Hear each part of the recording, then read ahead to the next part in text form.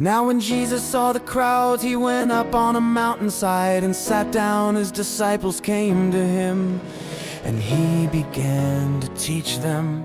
He said, "Blessed are the poor in spirit, for theirs is the kingdom of heaven. Blessed are those who mourn, for they will be comforted.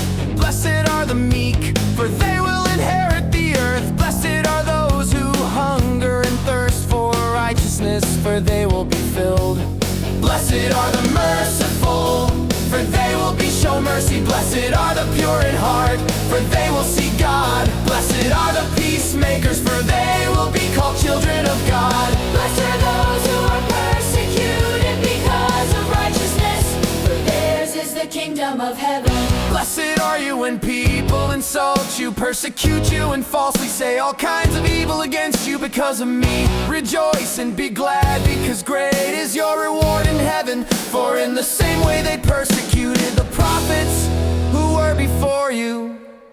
You are the salt of the earth, but if the salt loses its saltiness, how can it be made salty again? It is no longer good for anything except to be thrown out and trampled underfoot. You are the light of the world. A town built on a hill cannot be hidden, neither do people light a lamp and put it under a bowl. Instead they put it on its stand, and it gives light to everyone in the house. In the same way, let your light shine before others, that they may see your good deeds and glorify your Father in heaven. Do not think that I have come to abolish the law or the prophets. I have not come to abolish them, but to fulfill them. For truly I tell you, until heaven and earth disappear, not the smallest letter, not the least stroke of a pen will by any means disappear from the law until everything is accomplished. Therefore anyone who sets aside one of the least of these commands and teaches others accordingly will be called least in the kingdom of heaven. But whoever practices and teaches these commands will be called great in the kingdom of heaven. For I tell you that unless your righteousness surpasses that of the Pharisees and the teachers of the law, you will certainly not enter the kingdom of heaven.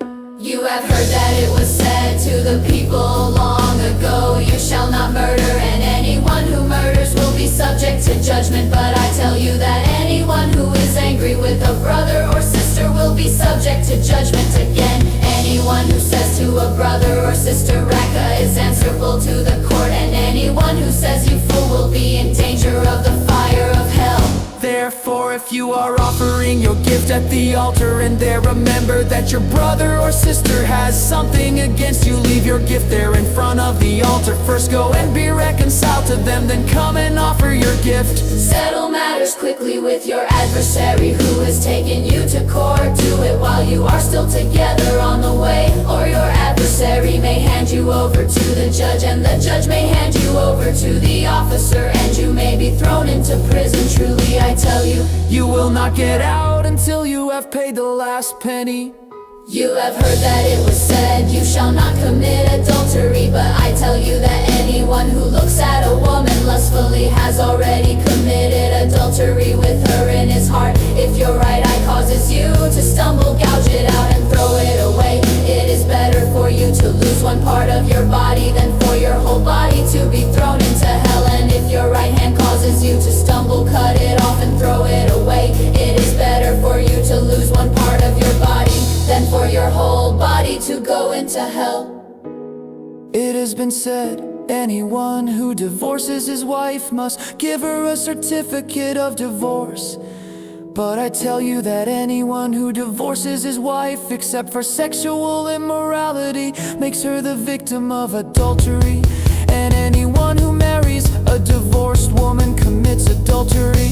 Again, you have heard that it was said to the people long ago, do not break your oaths, but fulfill to the Lord the vows you have made. But I tell you, do not swear an oath at all, either by heaven, for it is God's throne, or by the earth, for it is his footstool, or by Jerusalem, for it is the city of the great King. And do not swear by your head, for you cannot make even one hair white or black. All you need to say is simply yes or no. Anything beyond this comes from the evil one. said, eye for eye and tooth for tooth. But I tell you, do not resist an evil person. If anyone slaps you on the right cheek, turn to them the other cheek also. And if anyone wants to sue you and take your shirt, hand over your coat as well. If anyone forces you to go 1 mile, go with them 2 miles.